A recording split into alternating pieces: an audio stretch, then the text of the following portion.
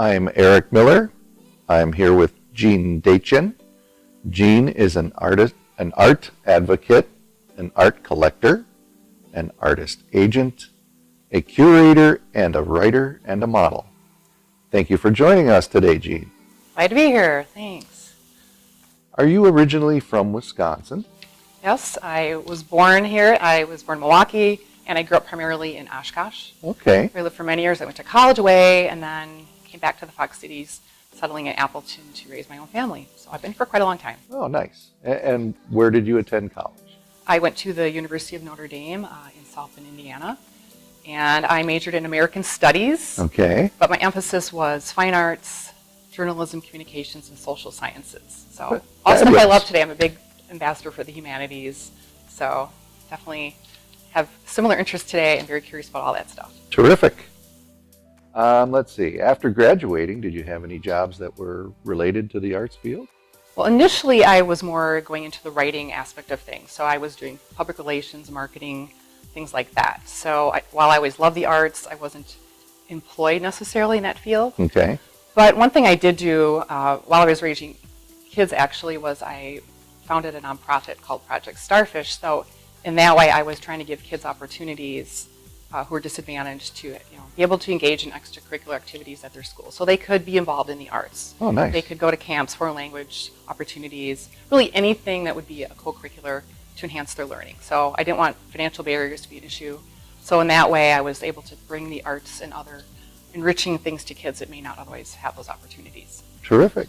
Does that still go on today? It does. Project Starfish? It's still sustainable. I started that in, I think it was 2007, and that program is actually a charitable outreach program in all of the public schools K through 12 in the Fox Cities. Wow.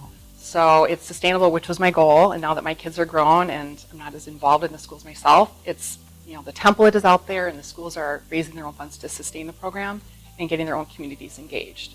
So there's really no reason why a student for any financial hardship couldn't be involved in just about any kind of event going on in their school.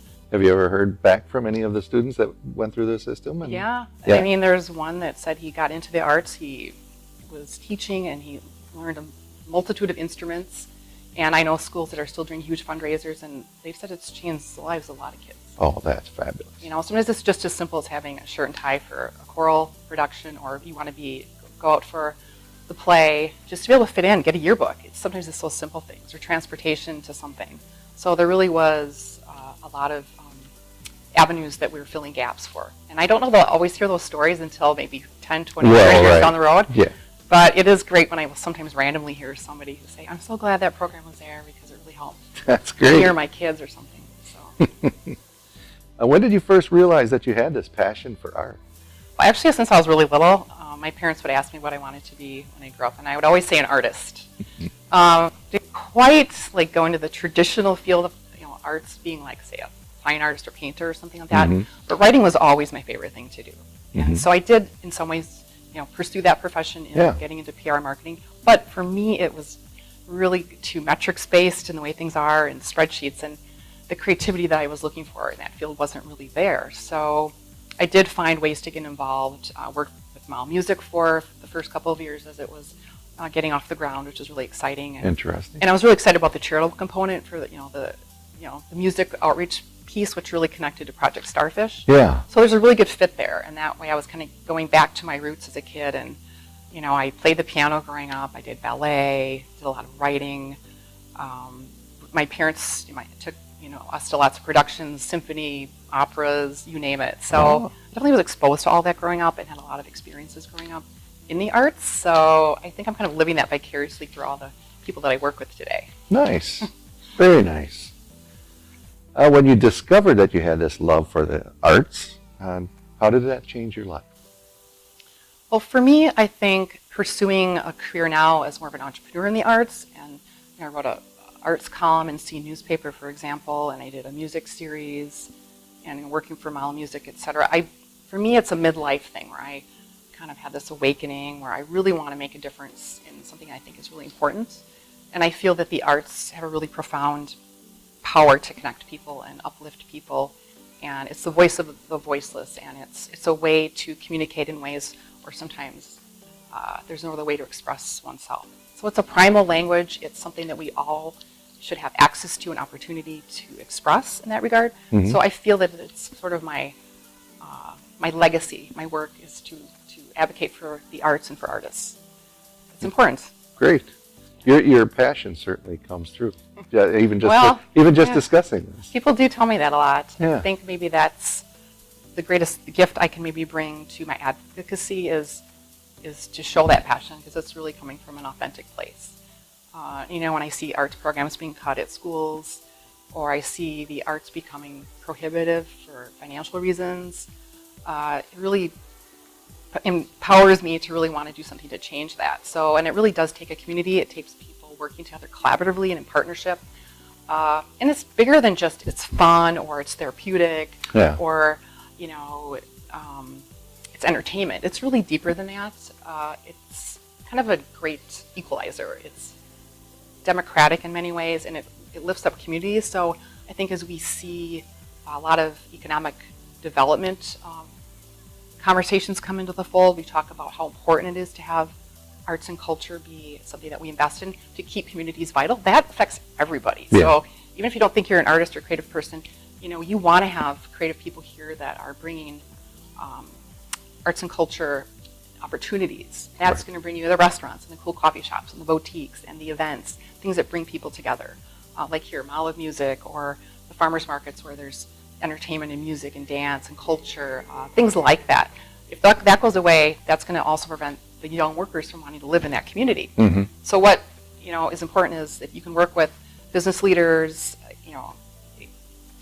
community presidents, CEOs, people that are working in economic development to understand, we need to invest in that, because that's going to make quality of life good for everyone. I agree. Yeah. In 2016, you decided to create a pop-up venue called Take Me to the River. Yeah. I'm guessing that the name had something to do with the Fox River and maybe the Talking Heads song. Well, of course, the song didn't come into play. I'm a fan.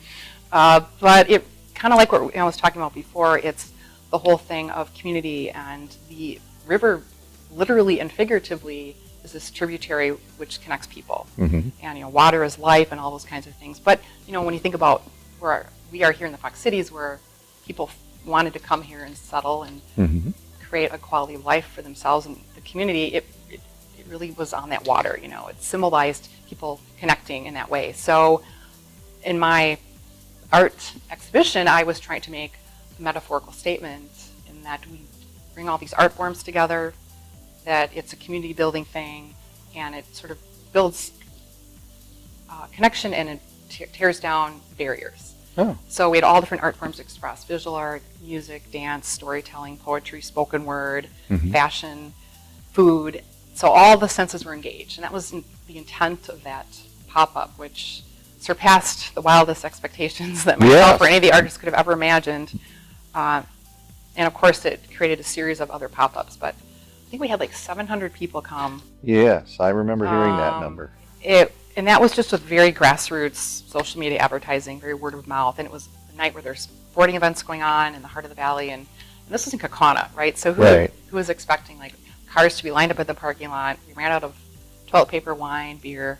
It was amazing. But it was like, wow, people really do want to engage in this art experience in a space that they were curious about as well, on the water. And it really taught me something, that we create more of these experiences. People are hungry for them. Yeah, I think everybody loves something in the arts, whether it's going to hear music or to a play or visual arts. Everybody dance. Everybody loves something in the arts. I mean, we're all creative. We all have, that's innate to every human being. Mm-hmm. Sometimes we define it different ways, but it really is the future for all of us. That's it's the future of business. We've got artificial intelligence coming into play, and creativity, innovation, but the human component stands apart from all that. Yeah. And so we're actually going to go back to people that can think divergently and put that creativity to use as we navigate the new era of what it means to be a human being on the planet. Mm-hmm. So it's really interesting and profound conversation.